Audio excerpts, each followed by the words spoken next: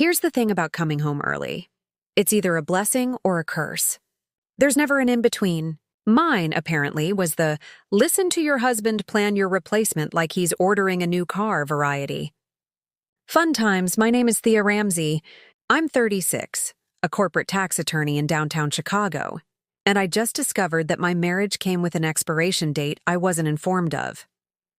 My husband, Barrett, 39, real estate developer, CrossFit enthusiast, and part-time Judas, had apparently decided our 8-year marriage had run its course.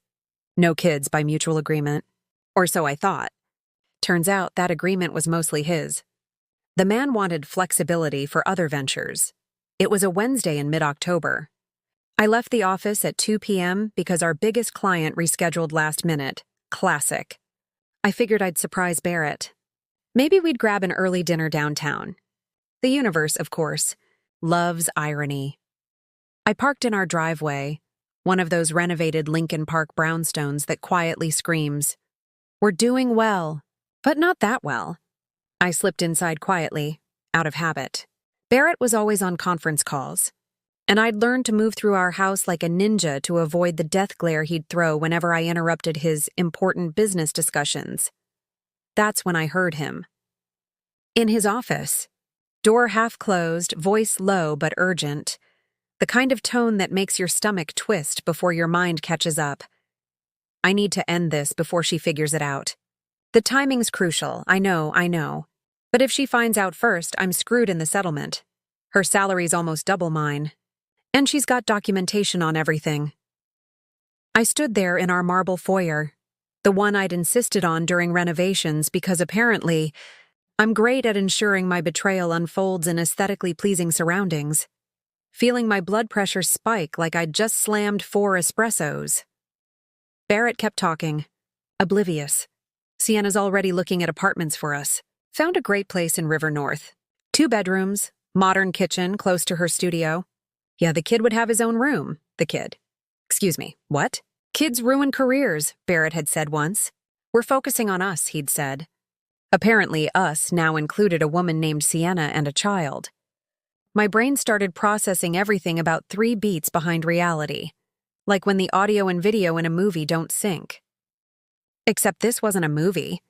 The sound was your husband has a secret family, and the picture was me standing in my own house, realizing I'd wandered into someone else's disaster. Barrett walked out of his office, scrolling through his phone. When he looked up and saw me, he flinched. His phone almost went airborne. He stumbled back, grabbed the doorframe, and froze. If deer in headlights were a person, he'd just won the title. "Thea," he croaked. "You're home.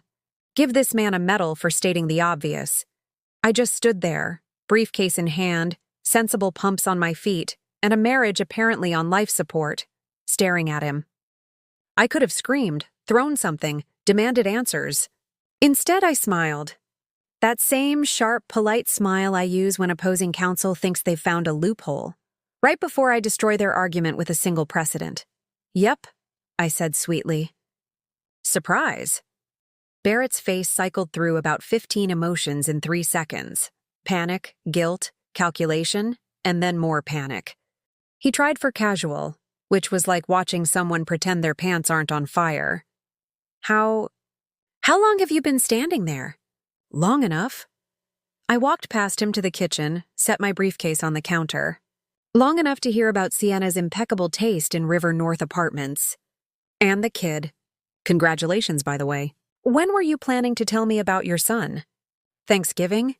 Christmas? Our 10-year anniversary?" See, here's the thing about being a lawyer. You don't fall apart right away. You compartmentalize. You file the emotional devastation under deal with later and focus on information gathering. It's a superpower, a deeply unhealthy one that leads to stress eating and excessive wine consumption. But still. Barrett opened his mouth, closed it, then opened it again. He looked like a very guilty, very panicked fish. "Thea, I can explain." "Oh, I'm counting on it." I poured myself a glass of water, because my hands needed something to do other than wrap around his throat. "But before you start, let me save us both some time. Don't insult me by saying it's not what it sounds like. Don't tell me you were going to tell me. And definitely don't try the whole "it just happened because kids take 9 months plus however old this one is" excuse. The math doesn't work in your favor. He slumped against the counter for a second. I almost felt bad for him. Almost. Then I remembered the secret child thing, and that feeling evaporated faster than my respect for him. "His name is Oliver," Barrett said quietly. "He's 3. Sienna's a yoga instructor. We met at the gym 4 years ago. 4 years. 4 years. 4 years." This man had been living a parallel life for 4 years, and I hadn't noticed. How is that even possible? How do you not realize your husband has a whole child for 3 years? Then again, I worked 60-hour weeks. Barrett traveled constantly for property acquisitions. We were that couple who scheduled sex like business meetings and called it keeping the spark alive. We hadn't really seen each other in probably 2 years. We'd just been existing in the same space. God, we were such a cliché. "You have a 3-year-old son," I repeated. Saying it out loud might make it feel real. Spoiler, it didn't. "And you were planning to leave me for his mother, but wanted to time it right for..." What, tax purposes? Optimal settlement positioning? Barrett had the audacity to look offended. "It's not like that." "Then what is it, Barrett? Explain it to me. Use small words if you need to." He ran a hand through his hair. That nervous tick he'd always had when in trouble. I'd seen it when he forgot our anniversary, when he made a bad investment, when he backed into my car in the driveway. Never thought I'd see it during the "I've been living a double life" conversation. But here we were. "I didn't plan this," he started. Already a terrible beginning. "Sienna and I, it was supposed to be casual. Then she got pregnant and she wanted to keep the baby. I couldn't just abandon my kid." "But you could abandon your wife," I said. I thought I could handle both. Keep everyone happy, but it got complicated. "Complicated?" I echoed. "You think it got complicated, Barrett? You have a secret child. You've been lying to me for 4 years. You've been planning to divorce me based on timing that benefits your financial situation. That's not complicated. That's calculated." He had nothing to say. "Smart choice." I took a sip of water, buying myself time. My brain was simultaneously exploding and working overtime. The attorney part of me was already cataloging evidence, thinking about Illinois divorce law, considering asset division. The wife part of me, the one still wearing the wedding ring he'd put on my finger in that beautiful Napa ceremony, was crumbling in real time. "Here's what's going to happen," I said, voice steady despite the earthquake inside my chest. "You're sleeping in the guest room tomorrow. You're moving to a hotel. You're not touching any of our joint accounts, transferring any assets, or making any major purchases until I figure out what the hell I'm dealing with. Thea, no." I held up my hand. "You don't get the me right now. You had 4 years to give me the me, to tell me the truth, to give me the option to choose whether I wanted to stay in this marriage. You took that choice away, so now I'm taking it back. Got it?"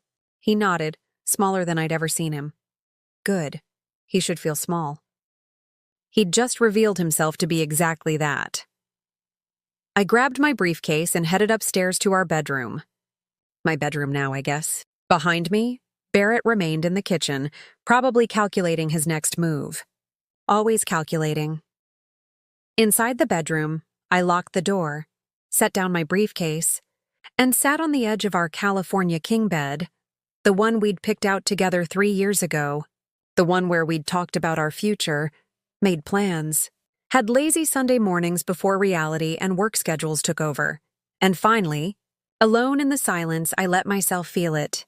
The betrayal, the humiliation, the rage, all of it crashed over me like Lake Michigan during a storm. But here's the thing about being a tax attorney. I'm really, really good at finding loopholes, exploiting weaknesses and building airtight cases. Barrett had just handed me the biggest case of my career. He wanted a strategic exit? Fine. I'd show him strategic. I'd show him exactly what happens when you underestimate a woman who spent 3 years of law school learning to destroy arguments and 10 years in practice perfecting it. I pulled out my laptop. Time to do what I do best.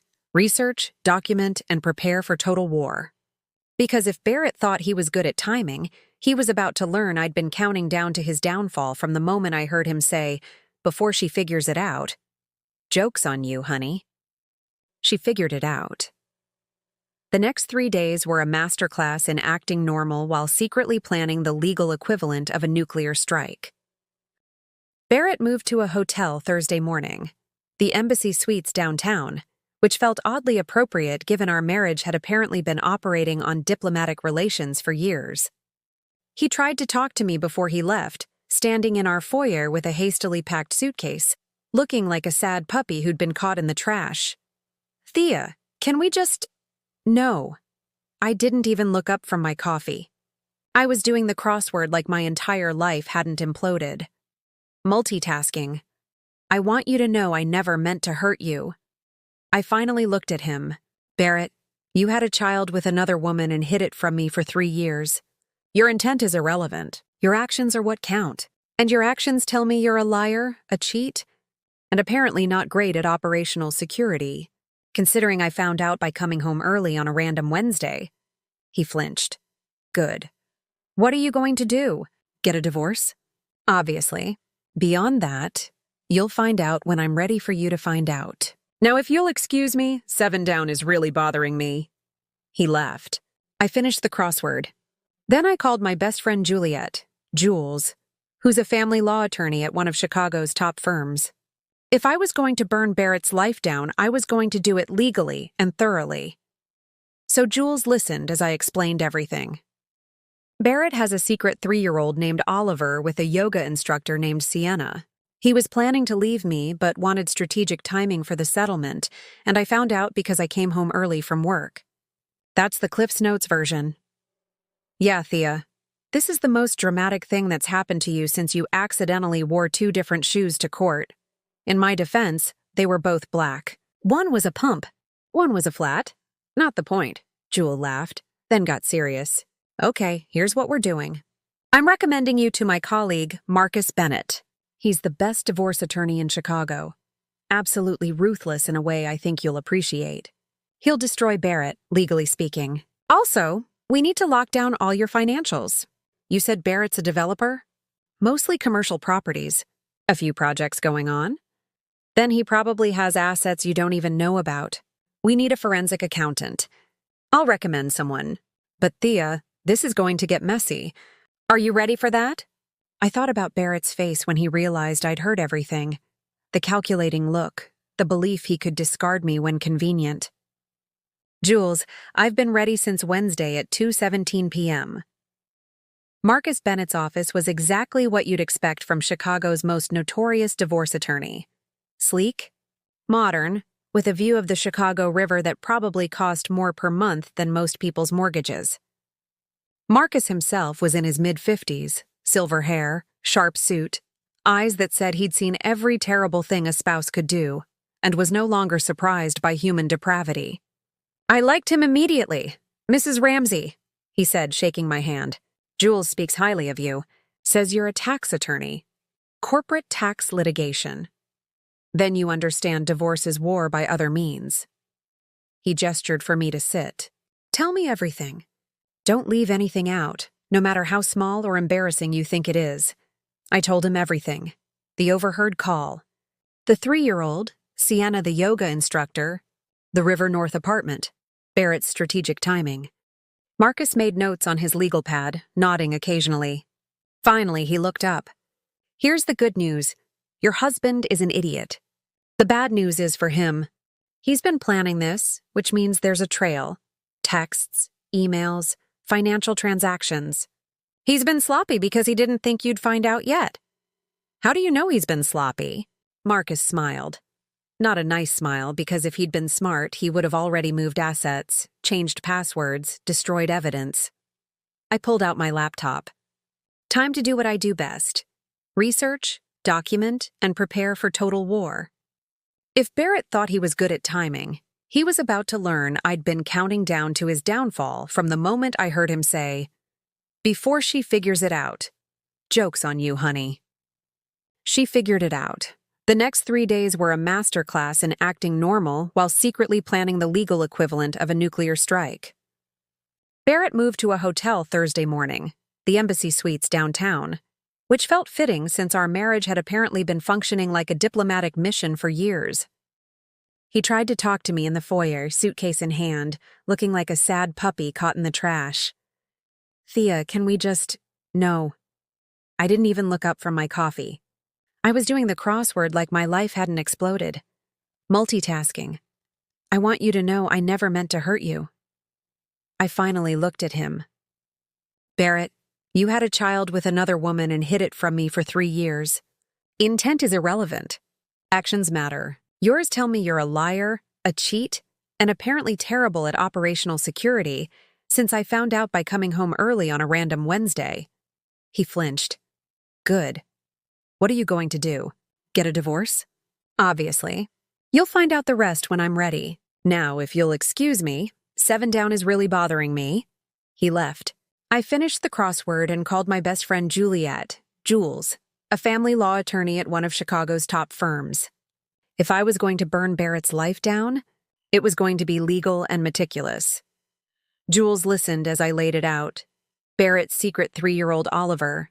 Sienna, the yoga instructor, the River North apartment. Barrett's calculated timing. Okay, she said, I'm recommending Marcus Bennett. He's the best.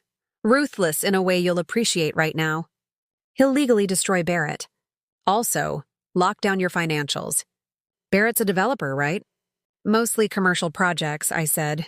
Then he probably has assets you don't know about. Forensic accountant, PI. We need them. Enter Eloise Park. She had that laser focus that makes you picture her finding tax fraud in her sleep and waking excited about it. We met in a Loop coffee shop because she says she thinks better surrounded by caffeine and chaos. She produced a laptop that looked like it could hack a government database and said, "Walk me through what you know." I explained Barrett's business, his projects, his typical income. Eloise typed and asked sharp questions. Do you have access to his business accounts? Some separate business finances, but joint personal accounts, I answered. Good. I'll need logins, credit card statements, tax returns for the last 5 years, deeds, investment portfolios, everything financial. Over the next week, Eloise and I met 3 more times. She kept finding things. Small at first, odd cash withdrawals, transactions that didn't fit Barrett's pattern, a recurring payment to Serenity Wellness Studio, Sienna's studio. Then bigger, an account I'd never known about with over $80,000. Property holdings under an LLC I'd never heard of. Your husband, Eloise said at our 4th meeting, has been systematically moving money for at least 2 years. Not huge sums at once, but consistently. It adds up. I estimate he's hidden about $300,000 so far. My jaw dropped. $300,000, give or take. That was roughly my annual salary. Years of savings. Our future. Barrett had been siphoning it off like some corporate embezzler. I called Marcus immediately. He hid $300,000. Marcus's voice took on that lawyerly gleam you get when a case is airtight. Perfect. Illinois is an equitable distribution state. Hidden assets equal dissipation of marital property. You get compensated for that, and judges hate hiding assets. It makes him look dishonest and manipulative. Okay, now what? I asked. We let him think he's getting away with it. Don't confront him yet. Let him keep digging his own grave. The private investigator is documenting his relationship with Sienna. Once we have everything, we file and hit him with it all. How long? 2, maybe 3 weeks. I thought of Barrett texting Sienna from his hotel. Of Oliver, an innocent 3-year-old with a father terrible at being human. Of Sienna maybe not even knowing I existed until now. I can wait, I told Marcus. I'm patient when there's a payoff coming. 2 weeks later, the PI's report arrived. Barrett and Sienna had been together 4 years. They'd met when Barrett's company sponsored an executive wellness class at her studio.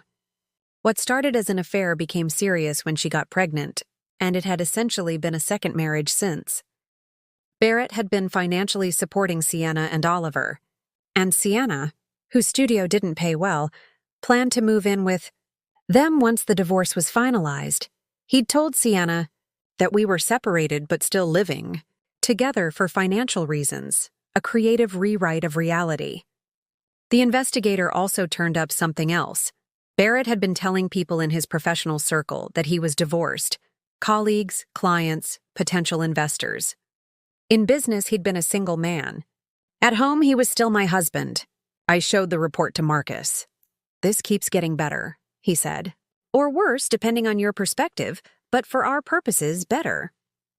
We can show he's been systematically lying, hiding assets, and timing a divorce to benefit himself while keeping you in the dark. That won't play well in court." "When do we file?" I asked. "Monday.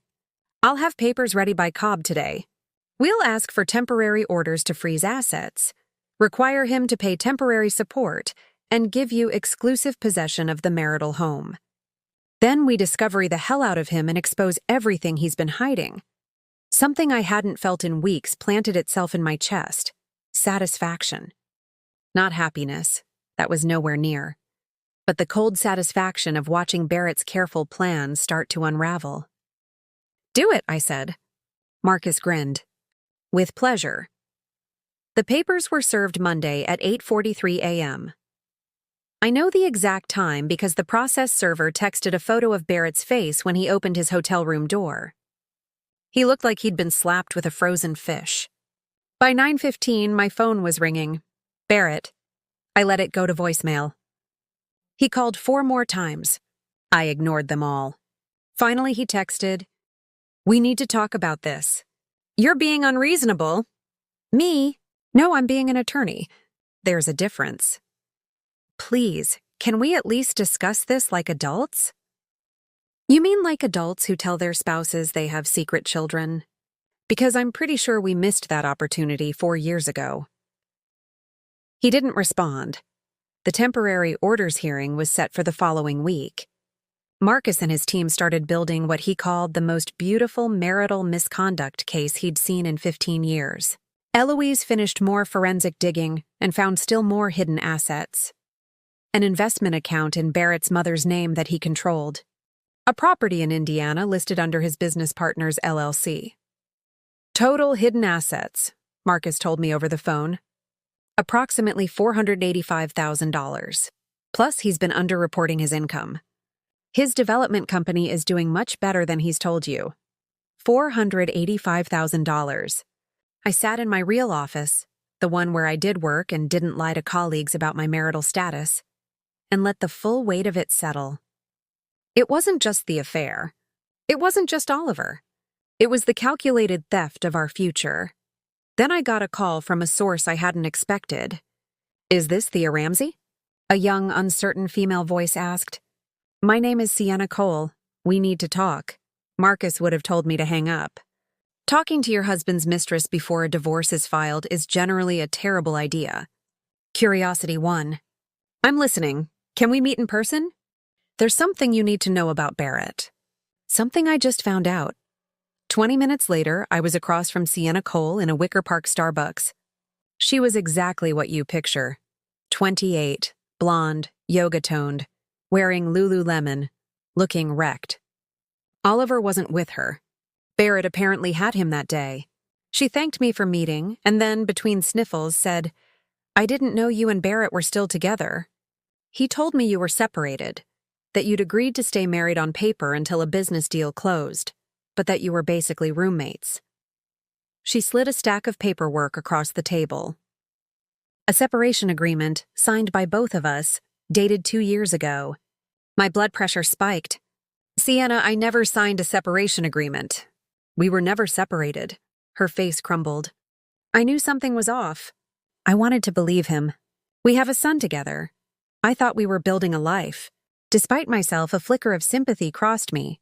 We'd both been played by the same man. "Why did you want to meet me?" I asked. Sienna pulled out her phone, opened her messages, and slid it across the table. It was a recent conversation with someone named Jade. Yesterday's timestamps. "Barrett, once the Thea situation is handled, we can move forward with our plans." Jade. "And what about S and the kid?" "Barrett, manageable. She's been useful, but she's getting clingy. I'll figure something out." Jade, "You always do." Barrett, "Can't wait to finally be together properly." Jade. Soon, promise. Love you. I stared at the phone, then at Sienna. Who's Jade? His business partner's sister, she said. I did some digging after I saw those messages. They've been involved for about 6 months. He's been telling her he's leaving you. The room tilted. Barrett hadn't had one affair. He'd had at least 2, maybe more. Sienna and I weren't partners in love, but in being victims of the same pattern: validation-seeking, serial deceit, an inability to be a decent human. Why are you showing me this? I asked, Sienna's jaw set. Because Barrett doesn't get to blow up our lives and walk away unscathed. I have a 3-year-old who deserves an honest father. You have years of marriage, he tossed aside, and Jade has no idea what she's getting into. Barrett needs to face consequences. Looking at her, the yoga instructor who'd borne his child and believed his lies, something unexpected surfaced. Respect. She was angrier than anyone I'd seen in weeks, and she'd channeled it into something useful. What do you want to do? I asked. I want to help you destroy him, legally, financially, socially. He's been playing all of us, and I'm done being played. Marcus would have had a stroke if he'd known I was meeting with Sienna. But sometimes the sharpest legal plays come from unconventional allies. Tell me everything you know about Barrett's finances, I said. Everything. Over the next week, Sienna proved an unexpected asset. She brought details I didn't have. Cash payments, properties he'd mentioned offhand that didn't appear on records, and meticulous logs of every dollar he'd given her, every promise, every lie. When I told Marcus I'd been meeting with Sienna, he was horrified, until he saw her documentation. Then he changed his tune. This is brilliant, he admitted. She's essentially a witness to his financial misconduct. If she'll testify about the money he gave her, we can trace where it came from. Most of it was probably marital funds. She'll testify. What about Jade? I asked. We'll let that play out, Marcus said. If Barrett's planning to leave Sienna for Jade, he'll eventually show his hand. When he does, it will demonstrate a pattern no judge will look kindly on. The temporary orders hearing was morbidly fascinating, like watching a car wreck in slow motion. Barrett arrived with a corporate-looking attorney who clearly didn't do family law much. They expected a routine procedural hearing. Instead, they got me, Marcus, and an arsenal of evidence. Marcus presented the forensic accounting report. Hidden accounts, secret bank transfers, underreported income. Barrett's counsel sputtered objections, but the documentation was ironclad. Then Marcus unveiled the affair, the secret child, and the texts with Jade proving he'd been juggling multiple relationships. Barrett's face cycled through a spectrum of shame and panic. The judge, Justice Kwan, a woman in her 60s who'd seen it all, was not amused. Mr. Ramsay, she said, voice thick with contempt, you've hidden assets, maintained extramarital relationships, misrepresented your financial situation, and lied about your marital status. I'm granting Mrs. Ramsay's request for temporary orders. All assets are frozen. You will pay temporary maintenance and reimburse her for half of the hidden assets. Mr. Ramsay, I will be watching this case closely. It was beautiful. It felt like poetry. It was everything I'd been building toward. Barrett left the courtroom like he'd been hit by a truck. I walked out feeling like I'd won the first battle in a war I intended to finish. Outside the courthouse, Marcus turned to me. That went even better than I'd dared hope. What happens now? Marcus asked. Now we prepare for final trial, I said. We gather more evidence, depose Barrett and everyone around him, and build a case that guarantees I get what I deserve, financially and for the record. How long? He asked. 3 to 4 months, probably. Think you can wait that long? I thought about Barrett's face in the courtroom, the panic, the collapse of his carefully constructed lies, the dawning realization that he'd catastrophically underestimated me. Marcus, I said, I waited 8 years for Barrett to be honest with me. I can wait 4 months to watch him pay for not being honest. He grinned. When Jules recommended you, she said you were one of the smartest attorneys she knew. Thanks. I smirked. I'm pretty sure I'm about to win Best Dramatic Divorce Case at the next Chicago Bar Association meeting. You'd be surprised. This barely cracks the top 10. We went our separate ways. I headed back to the office where my actual job, the one that didn't involve dismantling my ex-husband, waited. Before I got in my car, I checked my phone. A message from Sienna. Heard it went well today. Good. He deserves everything coming to him. For what it's worth, I'm sorry for all of it. I stared for a long beat, then typed back. Me. We were both victims of the same con man, but we're not victims anymore. We're plaintiffs. Plaintiffs, not victims, she replied. Exactly. See you at the deposition. I drove home to the house. Barrett was barred from the property by court order, and I felt something I hadn't felt in weeks, powerful. He'd thought he controlled the narrative, the timeline, the outcome. He'd been wrong. And the best part, we were only getting started. The next 3 months were a masterclass in legal warfare. Marcus and his team deposed everyone. Barrett, his business partner, his accountant, even poor Jade, who arrived shell-shocked and left visibly traumatized after discovering she'd been dating a man with more red flags than a Soviet parade.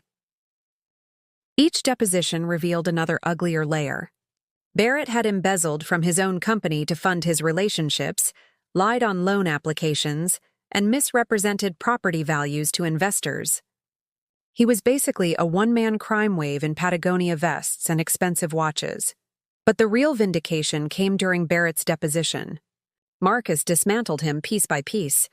For 6 hours, Marcus walked Barrett through every lie, every hidden account, every affair. By the end, Barrett looked like he'd aged a decade. "Mr. Ramsay," Marcus asked in that casual tone he uses when he's about to ruin someone's day, "can you explain why you told Sienna Cole you were separated when you were still cohabiting and presenting yourselves as married?" "I wanted to spare her feelings," Barrett stammered. "It's complicated." "Is it also complicated that you told Jade Mercier you were single, told investors you were divorced, and told your wife you didn't have affairs?" "That's a lot of complications, Mr. Ramsay. Almost like a pattern of dishonesty." Barrett's counsel tried to object, but the damage was done. Marcus had methodically established Barrett as a liar, a cheat, and an unreliable narrator of his own life. The coup de grace arrived when Eloise presented her final forensic analysis. She'd found it all, every hidden account, every sketchy transaction, every penny Barrett tried to squirrel away. The total, just over $600,000 in hidden or misappropriated marital assets. $600,000! "Your Honor," Marcus said at the final trial 3 weeks later, "this isn't merely marital infidelity. It's systematic financial fraud perpetrated by a man who viewed his wife as an obstacle to his lifestyle rather than a partner. Mr. Ramsay's pattern of deception, manipulation, and self-interest warrants punitive measures." Kwan listened to the evidence, reviewed the documentation, and delivered a ruling that felt like someone had opened a window in a stuffy room. I almost cried.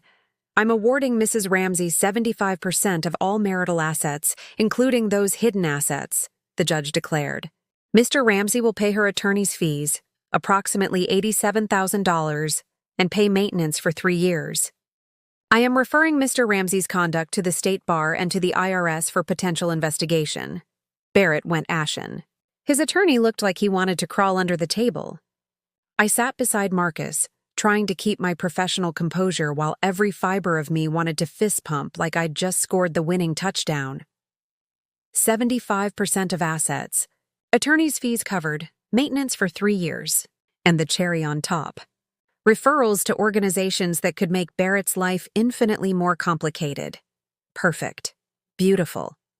Exactly what I'd been working toward for 4 months. Outside the courtroom, Marcus shook my hand. "Congratulations, Thea. That's one of the best outcomes I've seen in years. Couldn't have done it without you." "Or Eloise," I added. "Or weirdly, Sienna." Marcus gestured down the hall where Sienna stood with her own attorney. She'd filed for child support and paternity establishment, and from what I'd heard, she was getting everything she deserved. Barrett would be paying support for Oliver until he turned 18. I walked over to her. Over the past few months, we'd developed an odd friendship. Trauma bonding, my therapist called it. We'd probably never be close, but we shared a mutual respect forged in the fires of Barrett's spectacular dishonesty. You won, she said simply. We both won, I corrected. You're getting child support and full custody. That's a victory. Yeah, Oliver deserves better than Barrett anyway. Hopefully, he grows up knowing that actions have consequences. She paused. For what it's worth, I'm glad I met you. Not the circumstances, obviously, but you showed me what it looks like to stand up for yourself, to demand what you're worth. Right back at you. You could have stayed silent. You chose to help instead. We hugged, which felt surreal considering 4 months ago I'd wanted to throw things at her. Funny how life works. The fallout from the divorce rippled through Barrett's life like an earthquake through a house of cards. His business partnership dissolved when his partner discovered the embezzlement. 2 investors pulled out after learning of his dishonesty. The country club, his beloved country club, quietly suggested he might be happier elsewhere once word spread about the divorce details. Jade predictably dumped him 30 seconds after the trial ended, leaving a voicemail consisting entirely of creative insults, questioning his intelligence, integrity, and anatomical adequacy. Good for her. Barrett moved to a 1-bedroom apartment in Schaumburg, a far cry from our Lincoln Park brownstone or the River North luxury apartment he'd been planning. His car was repossessed after he fell behind on payments. His business limped along, never regaining its former success. Meanwhile, I thrived. The brownstone sold for an excellent price. Lincoln Park real estate was still hot, and I bought a gorgeous Gold Coast condo with floor-to-ceiling windows overlooking Lake Michigan. I started dating Quentin, a fellow attorney who thought my divorce story was the most impressive legal demolition he'd ever heard, and seemed to find competence attractive, which was refreshing. I also got a promotion at my firm, Partner Track. Channeling rage into productivity turned out to be an excellent career strategy. My billable hours had never been higher. 6 months post-divorce, I ran into Barrett at Whole Foods. He was in the checkout line with a sad little basket of frozen dinners and cheap beer. I had fresh flowers, good cheese, expensive wine, and ingredients for a dinner party that weekend. He saw me first, and I watched the parade of emotions cross his face. Embarrassment, regret, something that might have been longing. I felt nothing. Not anger, not satisfaction, not even pity. Just nothing. Thea, he said as I walked past with my overflowing cart. You look great. Thanks, I replied, genuinely at a loss for anything else to say. He had become irrelevant to my life, like seeing a person you vaguely remember from college but can't quite place. Don't, I wanted to tell him. I kept my voice neutral. Whatever you want to say. It's too late. I don't need to hear it. You made your choices. I made mine. We're done. I left him standing there diminished. Not because I had destroyed him, legally speaking I had, but because he had destroyed himself. He'd built his entire life on lies and manipulation, and when it collapsed, he had nothing left. As I loaded my groceries into my car, paid for with my money, registered in my name only. I felt something unexpected. Gratitude. Not for Barrett, obviously, but for the whole terrible experience.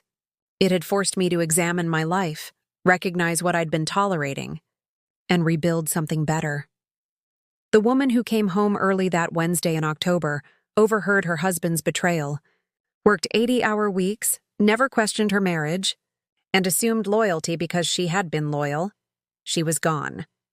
In her place was someone stronger, sharper, and fully aware that she would never let herself be played again.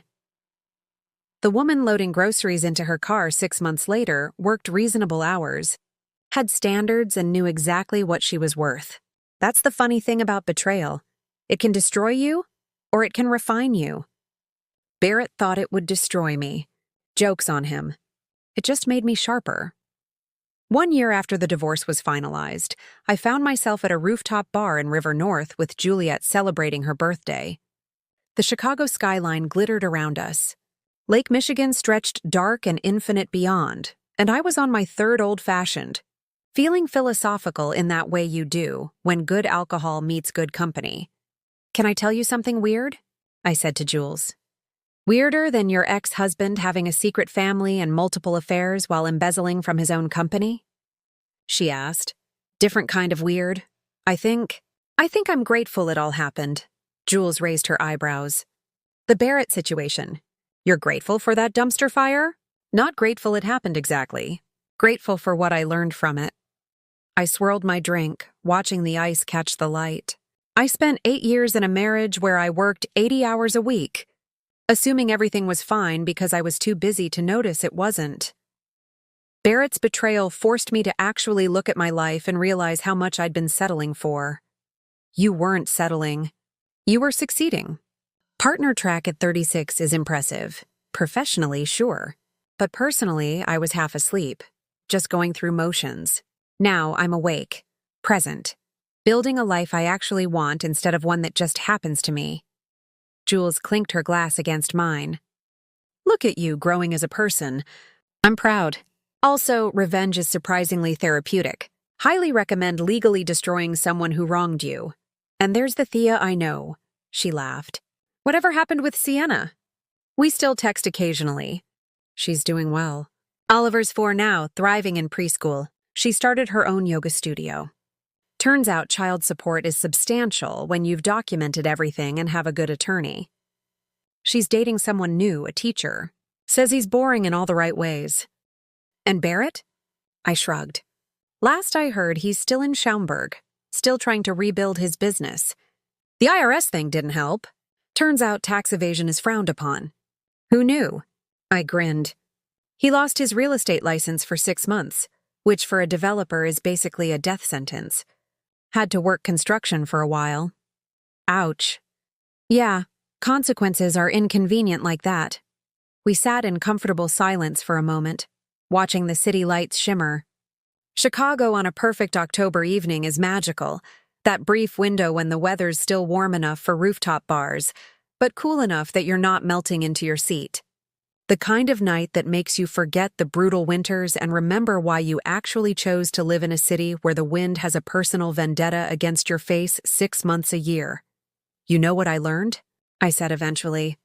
People always talk about closure like it's this thing someone gives you.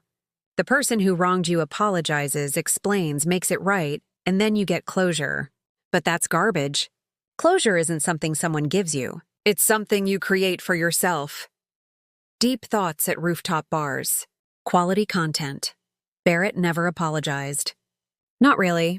He tried that day at Whole Foods, but it was hollow. Just words to make himself feel better. And I realized I didn't need his apology. Didn't need him to understand what he'd done wrong.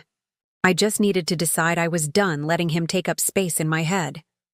Jules studied me. And are you done? I thought about it. Really thought about it. Yeah, I am. He's just this person I used to know who turned out to be terrible. Like a bad movie you walked out of halfway through. You don't spend years thinking about that movie. You just move on to better ones. That's surprisingly healthy. You have a very good therapist? Costs a fortune, but worth every penny. Therapy paid for by Barrett's settlement money. Obviously felt appropriate. We ordered another round of drinks. The night was warm. The company perfect. And my life had rebuilt itself into something better than what I'd lost. Not perfect. Nothing's ever perfect, but mine. Genuinely, authentically mine in a way it hadn't been for years. My phone buzzed. A text from Quentin asking if I wanted to grab brunch tomorrow. I smiled and texted back. Yes. New boyfriend treating you well? Jules asked. He's great. Emotionally available, honest, has it all together. It's wild. I keep waiting for the other shoe to drop, but my therapist says that's just trauma response. The woman loading groceries into her car 6 months later worked reasonable hours, kept standards, and knew exactly what she was worth. That's the strange thing about betrayal. It either destroys you or it sharpens you. Barrett thought it would destroy me. Joke's on him. It just made me keener. A year after the divorce was final, I was on a River North rooftop celebrating Juliet's birthday. The Chicago skyline glittered. Lake Michigan was a dark, endless smear beyond the buildings. And I was 3 old fashions in, Feeling philosophical in that pleasantly tipsy, honest way booze and friendship encourage? Can I tell you something weird? I asked Jules. Weirder than your ex having a secret family, multiple affairs, and embezzling? She shot back. Different weird. I think I'm grateful it happened. Her eyebrows climbed. Grateful for that dumpster fire? Not the fire itself, I said, watching the ice spin in my glass. Grateful for what it forced me to do. I spent 8 years on autopilot, 80-hour weeks, assuming everything was fine because I was too busy to notice it wasn't. Barrett's betrayal made me actually look at my life and see how much I'd been tolerating. You weren't settling. You were succeeding, Jules reminded me. Partner track at 36 is impressive. Professionally, yes. Personally, I was half asleep. Now I'm awake, present, building a life I want, not one that happens to me. Jules clinked her glass against mine. Look at you. Proud of you. Also, revenge is shockingly therapeutic. 1010 would recommend legally annihilating someone who wronged you. That's the Thea I know, she laughed. What about Sienna? We still text. She's doing well. Oliver's 4, thriving at preschool. She opened her own studio. Child support helps when you have a good attorney and receipts. She's seeing a teacher now. Boring in all the right ways, she says. And Barrett?